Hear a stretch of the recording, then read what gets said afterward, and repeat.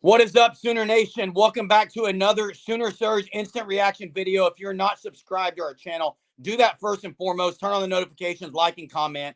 Wow is all I can say. Sooners escape Provo with the 31-24 victory. This game had a lot to talk about. I guess we could start with just instant reaction here, Hunter. And my instant reaction is it just stinks for DG to not be able to play in the second half. And I do give kudos to OU for a game that really could have ended up being very, very bad and damaging. They escaped with the win. They made the plays when they had to, some big plays down the stretch, and they escape. And again, not pretty at all, but they escape with the dub. Yeah, I just hate it for Dylan Gabriel to go out of the game and not be able to return. It was really just, it was weird. I only knew about it originally because I was listening to the radio broadcast during halftime, and Blank made a comment that something might be up with Dylan Gabriel. He might not, that might be something to watch. And then all of a sudden, Jackson Arnold is warming up.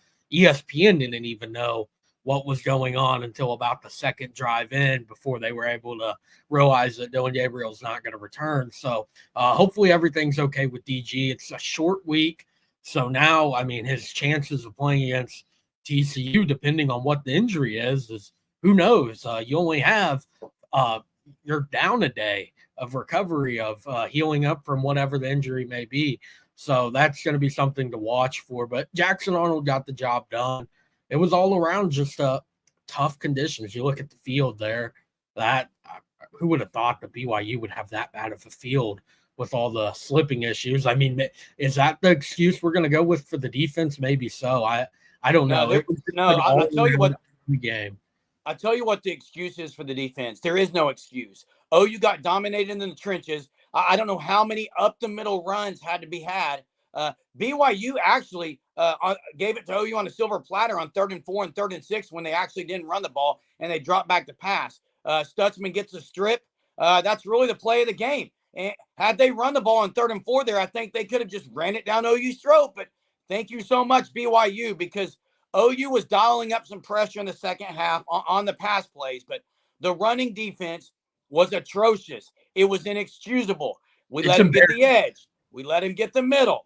It wasn't a good performance on the defensive side of the ball. And offensively, look, obviously, I love the play from Levy out of the as they turn the ball over to go for the dagger. And Jackson Arnold, he wants that one back. He overthrew Anderson by about 6 yards, and Anderson had the guy beat by about 6 yards. He did show some arm strength on that, but I do give him credit. He made one heck of a throw in the middle of the field. And then the one to Farouk, who makes the catch. It was a great catch by Farouk. He got separation.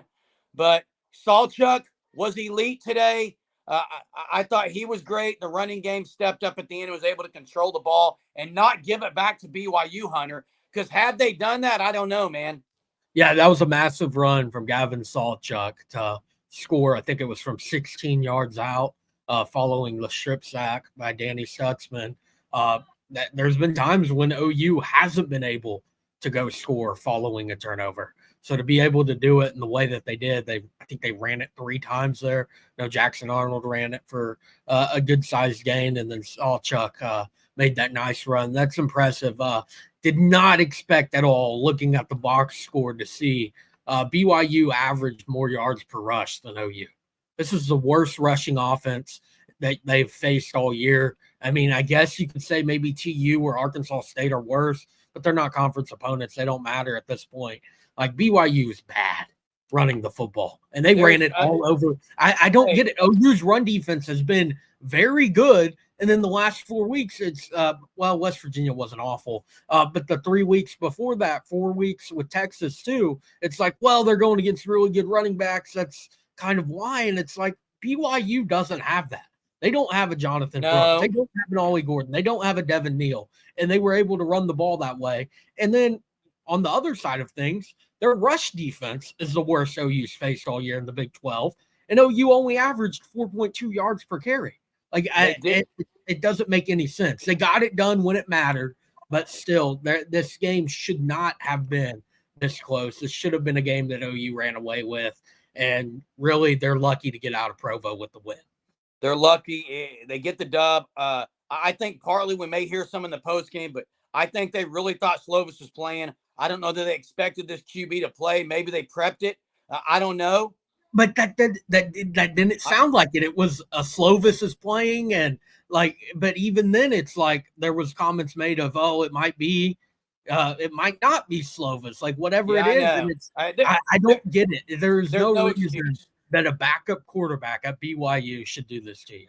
And I this isn't a agree. BYU team that has been where the program has been in the past. This is a 5-6 now BYU team that took OU to the final drive, to where if they would have messed up on that clock management of kneeling it, BYU almost got the ball back. Like, Yeah. there's no reason for this game to have been this close. No, and honestly, again, BYU helped OU out when they threw the ball on the 2-yard line. Kudos to Billy Bowman. Billy Bowman played his best game, not just because of the pick six. He had 2 or 3 open field tackles diving at their legs. I thought he was great. Defense had a few big plays. Obviously, Venables, Roof, they called up some blitzes in the second half. I thought that was better. But yeah, all around, they sold out to stop the run in the first half. BYU did, and they did a good job of it. Gabriel had a pretty good first half. Just horrible that he had to go out of the game. Arnold, what he did do was he didn't turn the ball over. Had that fumbled snap, but settled down a little bit. And I'll tell you what I will give Arnold credit for. He had the great run to get the first down. That was massive. And then he also made sure everyone was set every play and didn't get any pre-snap penalties. For a guy who's in there for the first time, probably had some nerves. I do give him credit for that. That was good to see. Yeah, I think he handled it very well and those things. This is another situation I've been very vocal about not liking an offensive coordinator and quarterback coach to be up in the booth. This is a true freshman quarterback in a high pressure situation. Like, honestly, as high pressure as it gets, other than you throw them down in the Cotton Bowl into that type of situation on the road in Provo. That's a high pressure situation in a tie game at the time for a true freshman quarterback. I feel like it was needed for him to get those pep talks, not over the phone, like in person. But at the end of the day, Jackson Arnold got the job done, and OU escapes with a 7-point win. And that's all you can say. And listen, we're going to have so much more. You make sure you are subscribed to the Sooner Surge. We'll be on later. We'll have some other videos, but you said it best, Hunter. OU escapes Provo, and they're going to get home before the sun goes down. That's the beauty of playing early. So 31-24. Yeah. This is a week of the recovery starts, like maybe even on the plane. You have a 6-day turnaround, 11 a.m. on Friday. This is to be rough. So I guess it's a blessing that they got the 11 a.m. for Saturday instead of a 9 p.m. Central Time kick like BYU is normally getting, about 8 p.m. local time there. So so we'll keep you updated as we hear things about DG and anything else we hear. So make sure you're subscribed. 31-24, Sooners escape Provo. Till next time. Boom.